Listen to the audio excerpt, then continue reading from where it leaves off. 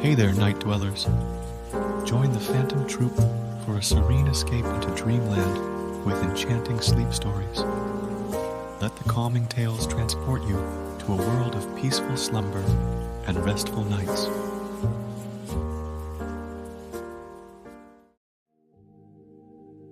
Hey there, earthly adventurers. I'm Gabriel, your guide through the uncharted territories of mystery and ancient wonders right here on our home planet. It's a pleasure to have you on this journey with me. Tonight, we're diving into a thrilling exploration that intertwines tales of extraterrestrial intrigue and the enigmatic secrets of ancient civilizations. Before we immerse ourselves in this captivating narrative, take a moment to release the weight of the day's events. Inhale deeply, allowing the earthly concerns to fade away. Exhale, embracing the comforting calm that surrounds you. As we embark on this mysterious tale set on our own planet, picture yourself on the edge of anticipation, eager to unravel the secrets that Earth holds. The story we're about to unfold draws inspiration from real-life mysteries and unsolved legends, creating a tapestry of intrigue that will keep you on the edge of your seat. Feel the tension in your muscles dissipate with each breath. With the day behind you and a sense of relaxation setting in, let the excitement of Earth's unknown mysteries heighten your senses. Together, we'll navigate through the twists and turns of this suspenseful narrative right here on our home turf. Now, as the world around you fades away and the mystery unfolds on Earth, allow the soothing rhythm of my voice to guide you into a tranquil state. Stay tuned as we step into the mysterious unknown, where every moment holds the promise of revelation, right here on our familiar yet mysterious planet. The Gulf Breeze UFO incident is a highly controversial and widely debated series of events that took place in Gulf Breeze, Florida, primarily during the late 1980s. These events revolve around multiple alleged sightings of unidentified flying objects, UFOs, by a local resident named Ed Walters. The case garnered significant media attention and became one of the most publicized UFO sightings of its time. However, it has since been the subject of intense scrutiny and skepticism, with many experts and investigators questioning the veracity of Walters' claims. This long-form discussion aims to provide a detailed account of the incident, examine the evidence presented, explore the reactions from both believers and skeptics, and consider the lasting impact of the Gulf Breeze UFO case on the broader UFO phenomenon. The Gulf Breeze UFO incident began on November 11, 1987, when Ed Walters, a building contractor, claimed to have seen a large, glowing, disc-shaped object near his home. Walters described the object as being about 200 feet above the ground and emitting a bright blue light. According to his account, the UFO hovered silently over his neighborhood before shooting off into the sky at an incredible speed. Walters later claimed that this was just the first of many encounters he would have with the mysterious craft.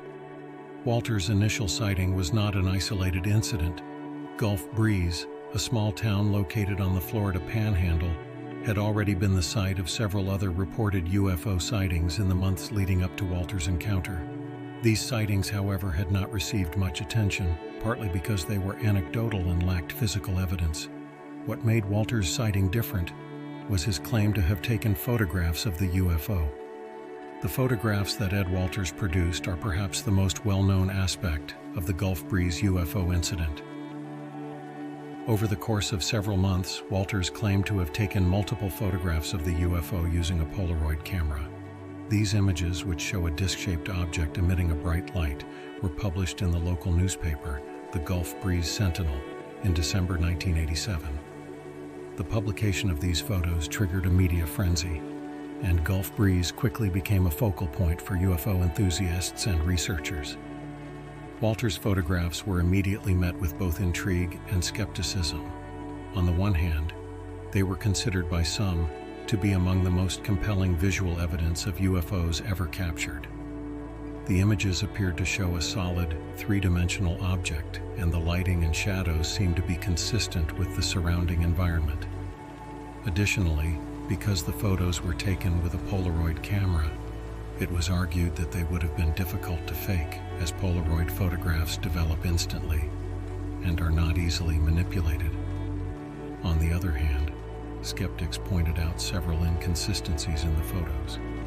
Some experts claimed that the lighting in the images was not consistent with the time of day when Walters claimed to have taken them. Others noted that the object in the photos could have been a model or a reflection, rather than an actual UFO. Despite these doubts, the photos remained a central piece of evidence in the Gulf Breeze case, and they played a significant role in the ensuing debate. The publication of Ed Walters' photographs had a profound impact on the Gulf Breeze community and beyond. The local newspaper, the Gulf Breeze Sentinel, continued to cover the story, and other residents of the town began coming forward with their own UFO sightings. Over the next several months, dozens of people reported seeing strange lights or objects in the sky, and some even claimed to have had direct encounters with extraterrestrial beings. This wave of sightings became known as the Gulf Breeze Wave, and it attracted the attention of UFO researchers and enthusiasts from across the country. National media outlets soon picked up the story, and Gulf Breeze became a hotspot for UFO activity. The town was inundated with visitors, including journalists, UFO investigators, and curious onlookers. The incident also caught the attention of the Mutual UFO Network, MUFON, one of the largest and most prominent UFO research organizations in the United States. MUFON sent a team of investigators to Gulf Breeze to interview witnesses, examine the evidence, and determine the credibility of the sightings. The media coverage of the Gulf Breeze incident was not limited to newspapers and television. In 1989, Ed Walters published a book titled The Gulf Breeze Sightings, in which he detailed his encounters with the UFO and provided additional photographs that he claimed were taken during subsequent sightings. The book became a bestseller and further fueled public interest in the case. The involvement of the Mutual UFO Network, MUFON, was a critical aspect of the Gulf Breeze UFO incident. MUFON is a non-profit organization dedicated to the scientific study of UFOs, and its investigators are trained to approach UFO sightings with a skeptical and methodical mindset. When MUFON became aware of the Gulf Breeze sightings, they decided to conduct a thorough investigation to determine whether there was any validity to Walters' claims. MUFON's investigation included interviews with Walters, analysis of his photographs, and an examination of the alleged sighting locations. The organization also conducted a series of experiments to test the feasibility of Walters' claims. For example, they attempted to recreate the photographs using models and various lighting techniques to see if similar images could be produced. The results of MUFON's investigation were mixed. Some of the investigators were impressed by the consistency of Walters' story and the apparent authenticity of the photographs. They argued that the photos showed no obvious signs of tampering and that the lighting and shadows in the images appeared to be natural. Additionally, MUFON received reports from other Gulf Breeze residents who claimed to have seen similar UFOs, lending some credibility to Walters' account. However, other investigators remained skeptical. They pointed out that Walters had a financial incentive to promote the sightings, given the success of his book and the media attention he was receiving. They also noted that the photos could have been staged using a model or other trickery. In the end, MUFON did not reach a definitive conclusion about the Gulf Breeze incident, but their investigation added to the growing controversy surrounding the case. As the Gulf Breeze UFO incident gained national attention, it also attracted a great deal of skepticism and controversy.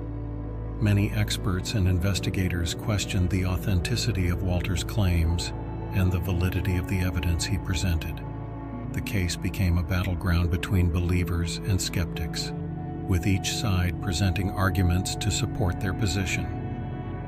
One of the most significant challenges to Walters' credibility came in 1990, when a model of a UFO was discovered in the attic of a house that Walters had previously owned.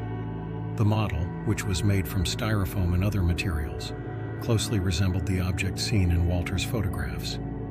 Critics argued that this discovery was proof that the photos were a hoax, as Walters could have used the model to stage the images.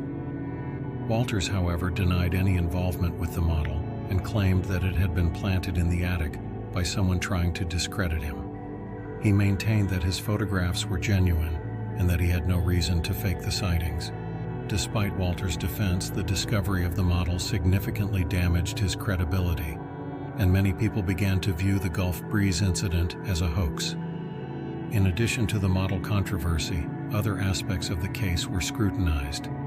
For example, some skeptics argued that the other witnesses who reported seeing UFOs in Gulf Breeze were influenced by the media coverage and may have been experiencing a form of mass hysteria.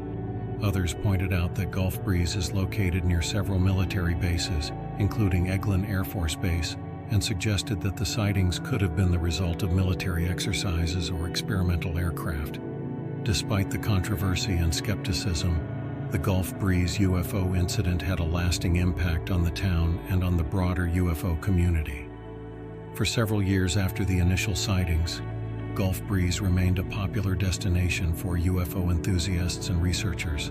The town even hosted an annual UFO conference, which attracted speakers and attendees from around the world. The incident also contributed to the ongoing debate about the nature of UFOs and the credibility of eyewitness accounts. The Gulf Breeze case is often cited in discussions about the reliability of photographic evidence and the potential for hoaxes in the UFO field. It also serves as a cautionary tale about the importance of critical thinking and skepticism when evaluating extraordinary claims. In the years since the Gulf Breeze sightings, public interest in the case has waned, and it is no longer as widely discussed as it once was. However, it remains a significant chapter in the history of UFO investigations, and it continues to be studied by those interested in the phenomenon. The Gulf Breeze UFO incident is a complex and controversial case that highlights the challenges of investigating and understanding UFO sightings. While Ed Walters' photographs and testimony initially captivated the public and sparked widespread interest, the subsequent discovery of a model UFO and other inconsistencies in the evidence led many to view the incident as a hoax. Nevertheless, the case remains an important part of UFO history and serves as a reminder of the need for rigorous investigation and critical analysis in the study of unexplained phenomena. In the end, the Gulf Breeze incident may never be fully resolved, and it is likely to remain a topic of debate for years to come.